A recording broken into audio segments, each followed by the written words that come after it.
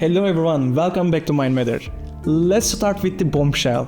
TikTok was banned in the US, as you know, for about maybe 12 hours. Yep, the app with 170 million users stateside shut itself down, leaving millions in a panic. It's really not fair that they're banning TikTok, and I know it's dramatic as hell. But wait for the twist, TikTok is back. Thanks to, drumroll please, Elon Musk.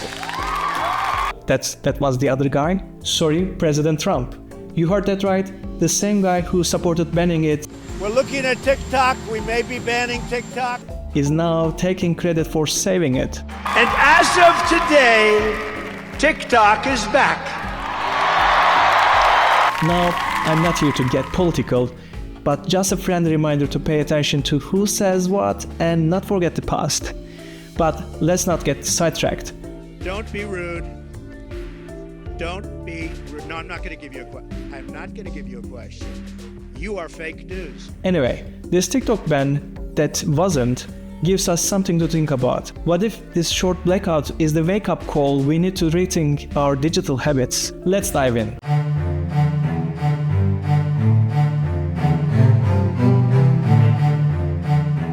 Banning TikTok isn't just a sudden move. Over the past few years, concerns about TikTok's connection to China have been brewing. Have you ever been a member of the Chinese Communist Party? Senator, I'm Singaporean. No. Have you ever been associated or affiliated with the Chinese Communist Party? No, Senator. Again, I'm Singaporean. Lawmakers and security experts have raised alarms about the app's potential misuse for collecting user data or influencing public opinion. The ban stems from fears that Chinese national security laws could force TikTok's parent company, ByteDance, to share data with Beijing. That's a big deal when you think about how much personal information we share on social media every day. But this isn't the first time TikTok has faced scrutiny. Similar bans start popping up worldwide on government and military devices. For Canada to European Union or Australia, many countries restricted the app, citing security risks. Even India took a more drastic step, banning it outright in 2020 following the tensions with China. But all of them are political. What does this mean for us, the users? And is this ban purely about security, or is there something deeper happening here? As we discuss this digital landscape and our habits, let's think about what this moment might reveal about the content we consume and its impact on our minds. First, let's talk about brain rot. Are you spending hours scrolling through TikTok or Instagram Reels only to feel drained, tired, and unfocused afterward? You are not alone.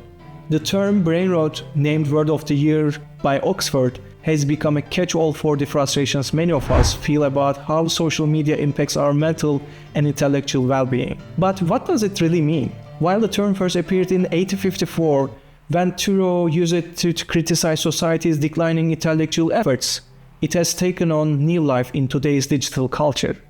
It describes how overloading on low-quality, trivial content, think viral dances or endless reaction videos, might leave us mentally foggy and less engaged with the world around us. So, where does TikTok fit in this situation? The platform has been at the center of this conversation, as it epitomizes the kind of short, rapid-fire content that fuels the brain rot concern. But research backs this up. A study looked at how using these apps and consuming brain rot content compulsively might actually change the way our brain works. The researchers studied over 100 college students aged 7 to 30, basically people like us who are glued to short video content. Here's what they found. Those who reported being more addicted to short videos had noticeable differences in their brain structure and activity. For instance, they had more gray matter in areas like the orbitofrontal cortex and the cerebellum, parts of the brain that deals with emotions, decision-making, and rewards. What does that mean? It's like their brain were primed to keep chasing the quick dopamine hits these videos offer. But it's not just about structure. Their brains were also working differently. The study showed that certain areas of the brain, like the prefrontal cortex and temporal pole, were more active. These regions are connected to attention, emotional control, and even self-comparison to the others. Think about it. That feeling of wanting to watch just one more video or scrolling endlessly, that might be tied to these brain changes. What's even more interesting is the genetic angle. The researchers found over 500 genes linked to these brain changes, many of which are active during adolescence. This suggests that young people might be especially vulnerable to forming these habits, and those habits might be harder to break later on. But let's be clear. Banning something is never the ultimate solution, and it wasn't in the past and it won't be now. However, events like this ban give us a rare opportunity to pause and really think about how we are using these platforms. Instead of rushing to download the next TikTok-like app, which, by the way, many people were doing with alternative Chinese apps like RedNote, we should ask ourselves, are we just trading one endless scroll to another? This is a chance to reflect, not replace. I'm not saying you need to delete your accounts or completely sever off these platforms. They are part of our lives, and honestly, they are not going anywhere. The key isn't quitting, it's conscious use. Let me share my personal experiences. The rabbit hole of these platforms is real, and I have been there. I got accounts on Instagram, TikTok, you name it, and I felt that pull. One video leads to another, and before you know it, hours are gone. It's not just a waste of time, it's a drain on energy and focus. But here's what worked for me. I didn't delete the apps, and I didn't go cold turkey. What I did was start small, and I turned the notifications off and set some clear boundaries. Now I'm intentional about what I watch and why I watch. Every time I'm tempted to mindlessly scroll, I ask myself, is this really worth my time? Could I be doing something better instead? Now, I know these steps might sound a little bit intimidating. You might even be thinking, but what if I get bored? Let me tell you something. Boredom isn't the enemy. In fact, it can be a good thing. When you are bored, your mind starts looking for ways to entertain itself. That's when creativity kicks in. The problem with endless dopamine from apps like TikTok is that it leaves no room for boredom. And without boredom, your creativity along with other important skills starts to dull. So, if the idea of being bored scares you, maybe it's time to reframe that fear. See it as a chance to rediscover your creativity and curiosity.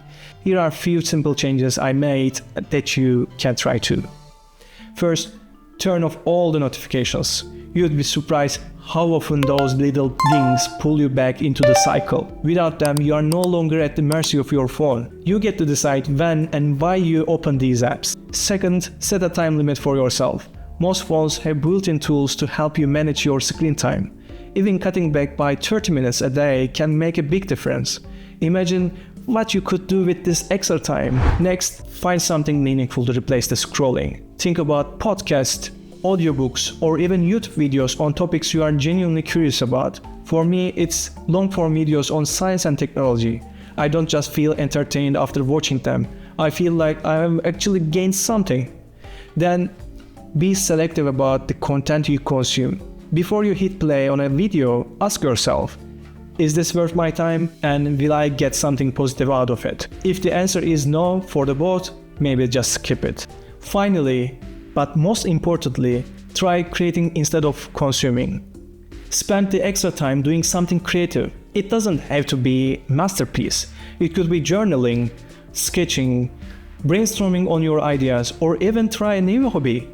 The point is to shift from being a passive consumer to an active participant in your own time. These steps aren't about cutting yourself off completely. They're about making small, intentional choices that let you take back control. It's not easy at first, but trust me, it's worth it. In short, this isn't about saying no to TikTok or Instagram forever. It's about asking better questions about how we spend our time. This temporary ban might feel inconvenient for some people, but it could be the nudge we all need to rethink how we engage with the digital world. Thanks for tuning in, Mindmatter, and let's continue this conversation in the comments below. What are your thoughts on the ban and digital consumption? Let me know in the comments, how did you plan to make the most of this opportunity? I love to hear your thoughts. Do not forget to like this video and subscribe to the channel. See you next time. And as of today, TikTok is back.